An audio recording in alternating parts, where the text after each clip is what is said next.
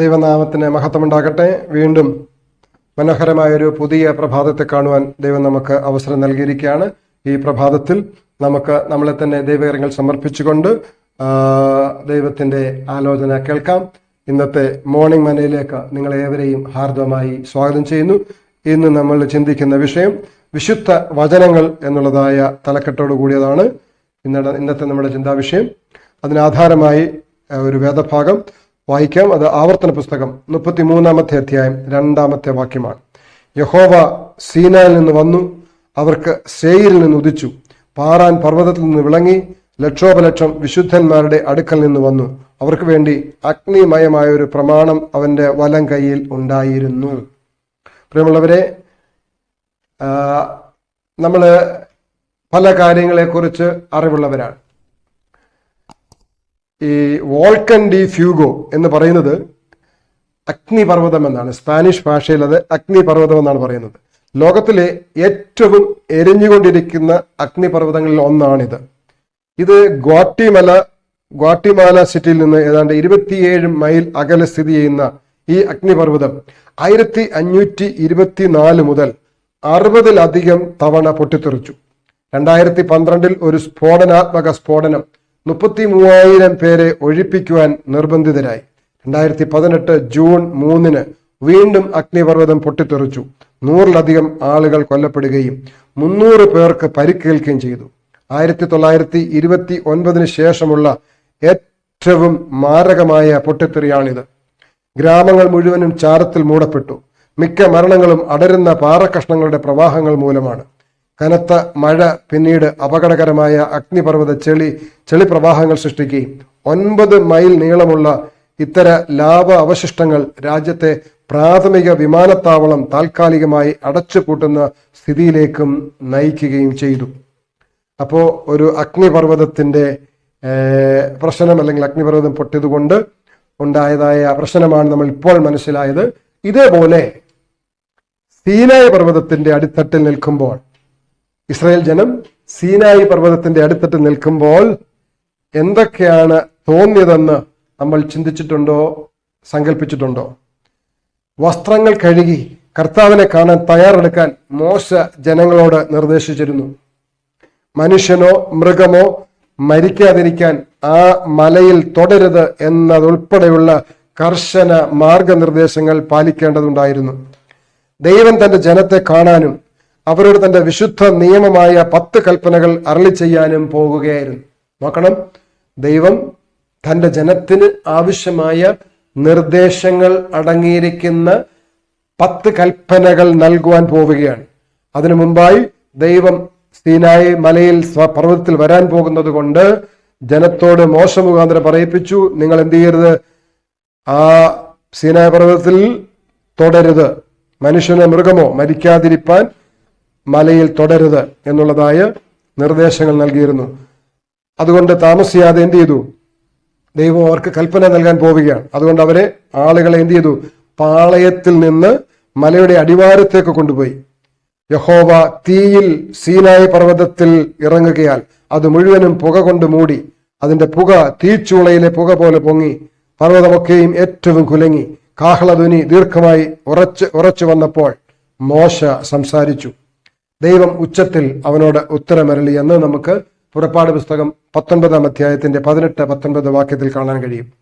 അപ്പോൾ അവിടെ കൂടി വന്നിരിക്കുന്ന ജനത്തിന്റെ മനസ്സിലെ ആശങ്ക, അല്ലെങ്കിൽ അവരുടെ ചിന്ത എന്ന് പറയുന്നത്, ഇപ്പോൾ ഏതാണ്ട് മുമ്പേ നമ്മൾ കണ്ടതുപോലെ അഗ്നിപർവ്വതം പൊട്ടിത്തെറിക്കാൻ പോകുന്നത് പോലെ പൊട്ടിത്തെറിക്കാൻ പോകുന്ന രംഗമാണ്. ആ അഗ്നിപർവ്വതത്തിന്റെ പൊട്ടിത്തെറിക്കാൻ പോകുന്ന അവസ്ഥ പോലെയാണ് അവരുടെ മനസ്സ്. പാളയത്തിലുള്ള ജനമൊക്കെയും നടുങ്ങി.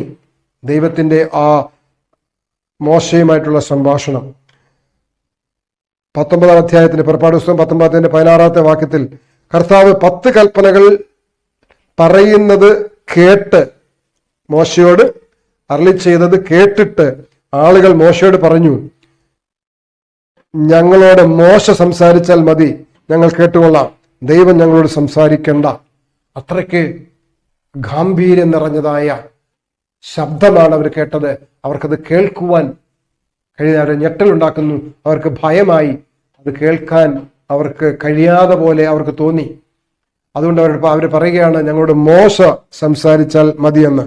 എന്നാൽ അതിന്റെ 19-ാമത്തെ വാക്യത്തിലേക്ക് നമ്മൾ വരുമ്പോൾ, അവർ ദൈവത്തിന്റെ നിയമം കേൾക്കണമെന്ന് മോശയ്ക്ക് നിർബന്ധമായിരുന്നു.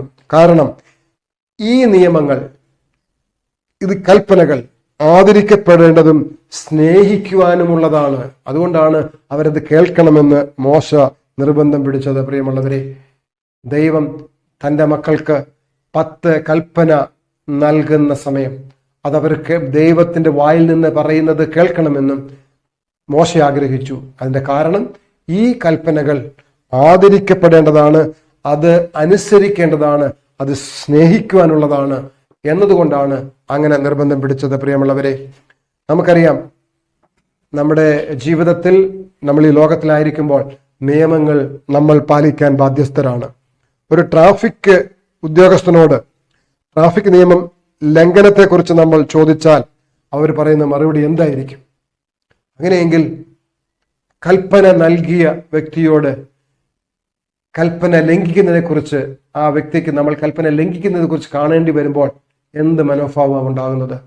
പ്രിയമുള്ളവരെ, നമ്മളുടെ നന്മയ്ക്ക് വേണ്ടി, നമ്മളെ ദൈവം സ്നേഹിക്കുന്നത് കൊണ്ട്, നമ്മൾ നശിച്ചു പോകാതിരിക്കാൻ ദൈവം നമുക്ക് നൽകിയ നിയമങ്ങളാണ് 10 കൽപ്പന. അത് ബഹുമാനിക്കപ്പെടേണ്ടതാണ്. അതിനെ ബഹുമാനത്തോടെ നമ്മുടെ ജീവിതത്തിന്റെ ഭാഗമാക്കി അനുസരിക്കേണ്ടതാണ്. അത് സ്നേഹത്തിന്റെ കൽപ്പനയാണ്. ആ തലത്തിൽ അതിനെ കണ്ടുകൊണ്ട് നമ്മുടെ ജീവിതത്തിൽ പ്രായോഗികമാക്കുവാൻ നമ്മളെ തന്നെ സമർപ്പിക്കണം. നമ്മുടെ മാനുഷിക ശക്തിയിൽ നമ്മൾ ആശ്രയിച്ചാൽ ഒരുപക്ഷെ അത് അനുസരിക്കാൻ നമുക്ക് ബുദ്ധിമുട്ടായി തോന്നിയേക്കാം. അതുകൊണ്ട് നമ്മുടെ മാനുഷിക ശക്തിയിലല്ല ആശ്രയിക്കേണ്ടത്, ദൈവം നമുക്ക് നൽകിയതായതുകൊണ്ട് ആ ദൈവശക്തിയിൽ തന്നെ നമുക്ക് ആശ്രയിച്ചുകൊണ്ട് അതിനെ ബഹുമാനിച്ച് അനുസരിക്കാൻ ഇടയാക്കട്ടെ. ദൈവത്തോട് അതിനുവേണ്ടി നമുക്ക് പ്രാർത്ഥിക്കാം. നമ്മളെ അതിനെ സമർപ്പിക്കുമ്പോൾ ദൈവം നമുക്ക് ആ ദൈവിക ശക്തി തരും എന്നുള്ളതിന് യാതൊരു സംശയമില്ല. അങ്ങനെ ആയിത്തീരുവാൻ ദൈവം നമ്മളെ ഇടയാക്കട്ടെ എന്ന് പ്രാർത്ഥിക്കുന്നു. ഞങ്ങളെ സ്നേഹിക്കുന്ന സ്വർഗീയപിതാവേ, മനോഹരമായ ദിവസത്തിന്റെ രാവിലത്തെ നല്ല മണിക്കൂറുകൾക്ക് നന്ദിയോടെ അങ്ങ് സ്തുതിക്കുന്നു. ഇന്ന് ഞങ്ങളെ കേൾപ്പിച്ചതായ നല്ല വചനത്തിനായി സ്തോത്രം ചെയ്യുന്ന കർത്താവേ, ദൈവം 10 കൽപ്പന നൽകിയ ആ അനുഭവത്തെക്കുറിച്ച് ഞങ്ങൾക്ക് ഇന്ന് കേൾക്കുവാനിടയായല്ലോ. കർത്താവെ, അത് എല്ലാവരും കേൾക്കണമെന്ന് മോശ ആഗ്രഹിച്ചു. കാരണം അത് ആദരിക്കപ്പെടേണ്ടതും ബഹുമാനിക്കപ്പെടേണ്ടതും അനുസരിക്കേണ്ടതുമായ കൽപ്പനയാണ്. അത് സ്നേഹത്തിന്റെ കൽപ്പനയാണ്. അതേ കർത്താവെ, ഞങ്ങളത് അതേ അർത്ഥത്തിൽ ഉൾക്കൊണ്ട് അതനുസരിപ്പാൻ ഞങ്ങളെ സഹായിക്കണമേ. ഞങ്ങളത് മാനുഷികമായ ശക്തിയിലല്ല കർത്താവെ, ദൈവിക ശക്തിയിൽ ആശ്രയിച്ച് അതനുസരിപ്പാൻ ഇടയാക്കണമേ എന്ന് പ്രാർത്ഥിക്കുന്നു. അതുപോലെ കർത്താവെ, മറ്റ് പ്രാർത്ഥനാ വിഷയങ്ങളെല്ലാം അങ്ങയുടെ സന്നിധിയിൽ തരുന്നു. എല്ലാത്തിനും മുമ്പേ അവിടുന്ന് പ്രവർത്തിക്കണം. അങ്ങനെ എല്ലാം നമ്മളാൽ നിറയ്ക്കുകയും അങ്ങയുടെ വരവിനെ ഞങ്ങളെ ഒരുക്കുകയും ചെയ്യണമെന്ന് ഞങ്ങൾക്ക് ജീവൻ തന്ന യേശുവിന്റെ നാമത്തിൽ താഴ്മ അപേക്ഷിക്കുന്നു. കൃപ കേൾക്കണമേ സ്വർഗീയ പിതാവേ. എല്ലാവർക്കും ഏറ്റവും നല്ല ഒരു ദിവസം നേരുന്നു. ഈ ദിവസത്തിന്റെ ആരംഭം മുതൽ അവസാനം വരെ ദൈവിക നടത്തിപ്പുണ്ടാകട്ടെ എന്ന് പ്രാർത്ഥിക്കുന്നു. ദൈവം നമ്മളെ അനുഗ്രഹിക്കട്ടെ.